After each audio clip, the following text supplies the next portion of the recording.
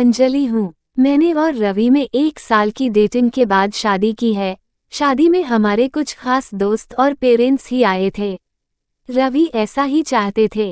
वो चाहते थे कि शादी शॉर्ट और सिंपल ही रहें। हम लोग यहाँ बड़े शहर में काम करते हैं। रवि के माता पिता गांव में ही रहते हैं। रवि ज्यादा गांव जाते नहीं। जब कभी मम्मी पापा को मिलना होता है तो वो हमें शहर में आकर ही मिल लेते हैं। हमने एक छोटा सा घर भी यहाँ अभी ले लिया है। शादी के चलते मैंने अभी नौकरी छोड़ रखी है। हमारा घर रोड के साइड में ही। खिड़कियों से रोड दिखाई देती है। हमारे किचन की खिड़की से भी रोड दिखाई देती है। रवि का ऑफिस का टाइम सुबह 9 बजे का है। सुबह मैं रवि के लिए खाना बनाती हूँ। अभी कुछ दिन मुझे खिड़की के बाहर एक लड़की दिखाई देती है। पता नहीं क्या देखती है। आज फिर मेरी नज़र खिड़की के बाहर गई। रोड के दूसरी तरफ वही लड़की, ज्यादा उम्र की नहीं थी, 26 की होंगी, हमारे घर की तरफ आज फिर से देख रही थी। पहले दिन मैंने सोचा कि कोई होंगी, लेकिन वो 3 से 4 दिन से लगातार आती मुझे दिखाई दे रही है। मेरे मन में सोचा कि जाकर उससे बात करूं, शायद किसी और का घर समझकर हमारे घर की ओर देखती रहती होंगी। सुबह रवि सोए थे। वो फिर वहीं दूर खड़ी दिखाई दी। इस बार मैं बाहर गई। उसने आते मुझे अपनी ओर देखा और घबरा गई। मैंने उसे पूछा, क्यों, आपको क्या परेशानी है? आप किसे ढूंढ रही हैं? वो घबराई हुई बोली, रवि यही रहता है। मैंने बोला, हाँ, आप कैसे जानती हैं? वो इतना सुनकर घबराकर चली गई। मैंने पीछे से उसे आवाज दी, पर उसने सुना नहीं। मैं अपने घर में वापस आ गई। मेरे आने पर रवि उठ गए थे। पूछा, कहाँ गई थी?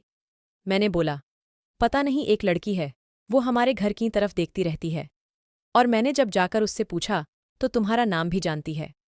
तुम किसी गोरी सी सुंदर लड़की को जानते हैं? रवि यह सुनकर भड़क गए। बोले, पागल हो क्या, कोई कुछ भी बोलेगा और तुम मान लोगी क्या? लेकिन यह सुनने के बाद रवि के चेहरे का रंग जरूर उड़ गया था। मेरे भी दिमाग में कुछ कुछ चलने लगा। रवि जब शाम को आए तब मैंने इस विषय में कोई बात नहीं की। अगले दिन मैं सुबह उठी तो रवि पहले से उठ गए थे। मैं किचन में गई तो किचन की खिड़की लगी हुई थी और बड़ी मुश्किल से खोलने पर खुलती थी। मैं कोशिश कर रही थी, लेकिन ऊपर वाली कुंडी मुझसे नहीं खुली। मैं हमेशा नीचे की कुंडी से खिड़की लगाती थी, लेकिन आज खिड़की की ऊपर वाली कुंडी भी लगी थी। मैंने कैसे भी कुंडी खोली और खिड़की खोली तो मैं देखकर हैरान रह गई। रवि उस लड़की से वहां जाकर बात कर रहे थे।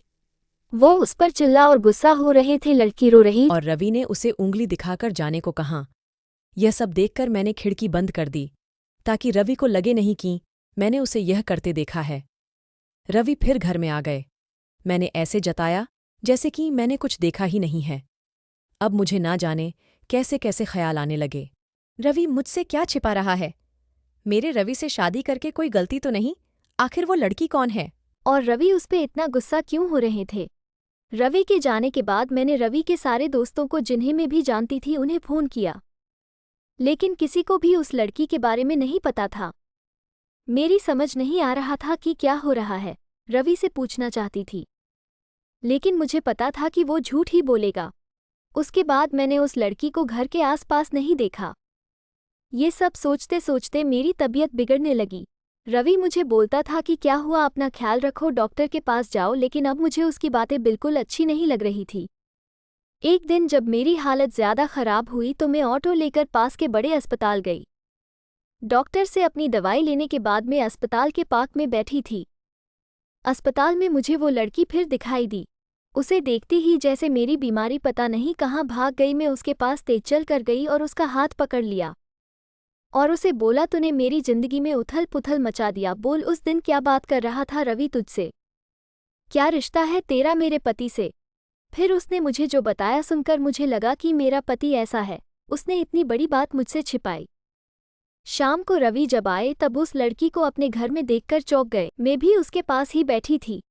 रवि उसकी तरफ देखकर बोले कि अच्छा, तो तूने इसे सब बता दिया, मना किया था दूर रहने को मेरी फैमिली से। मैंने बोला, रवि शर्म करो, तुम इतने कठोर हो, अपनी सगी बहन की मदद नहीं कर रहे हो। वो लड़की संध्या थी, रवि की सगी बहन। उसने अपने पसंद के लड़के से शादी कर ली थी, इसलिए रवि और उसके परिवार में उससे सारे रिश्ते तोड़ दिए थे। रवि ने कहा कि मेरी कोई बहन नहीं है। मैंने कहा, इसका पति अस्पताल में है, इसे रुपयों की जरूरत है, बहन नहीं तो इंसानियत के नाते ही तुम्हें इसकी मदद करना थी। और अपनी पसंद की लड़की से शादी तो तुमने भी की, फिर जो नियम इसके लिए है तुम्हारे लिए क्यों नहीं है? मुझे पता होता तुम ऐसी सोच वाले हो तो मैं तुमसे कभी शादी नहीं करती। जिसको बहन के आंसू नहीं पिघला सके उस आदमी के सीने में दिल नहीं हो सकता। इतना कहकर मैंने अंदर से अपने सारे गहने लिए और संध्या के साथ जाने लगी।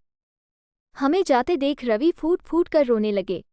संध्या भी उन्हें देख रोने लगी। रोते हुए रवि बोले, हमने इसे बहुत प्यार दिया, पापा ने मम्मी ने मैंने रानी बनाकर रखा, तब इसे भाई और पापा की याद नहीं आई। अरे मुझे से कहती तो तुझे क्या करना है, ऐसी ही चली गई थी ना, आप क्यों आई है? बहन भी बोली, भैया मुझे लगा आप लोग नहीं मानेंगे। उन दोनों भाई बहन को रोते देख मेरी आंखें भी भर आई, पर आंसू के साथ जैसे सारे गीले शिकवे खत्म हो गए।